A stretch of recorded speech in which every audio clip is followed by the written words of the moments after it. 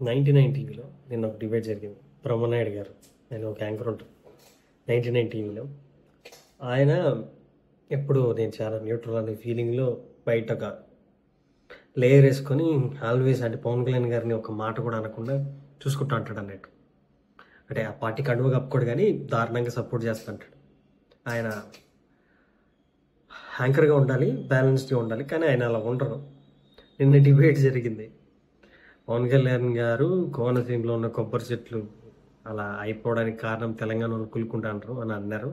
So ఇక్కడున్న MLC Balmuru Congress MLC గారు కొంతమంది ఎమ్మెల్యేలు ఇక్కడున్న పొలిటీషియన్లు రిటాలియేట్ అయ్యి ఫుల్ తిడుతుంటారు అన్నట్టు. నీకు ఈ ఆస్తులన్నీ ఇక్కడి నుంచి తీసుకెళ్ళిపోవాలి పవన్ కళ్యాణ్ గారిని తిడుతుంటారు.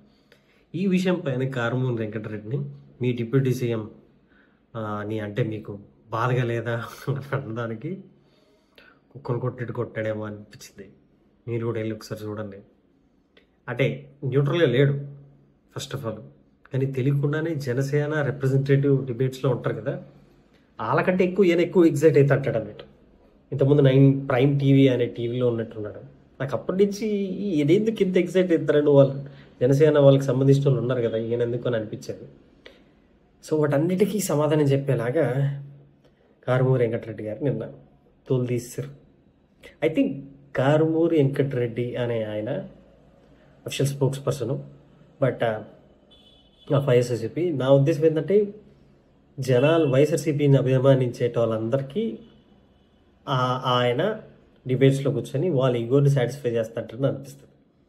ఒకసారి మీరు వెళ్ళి చూడండి ఆ వీడియో.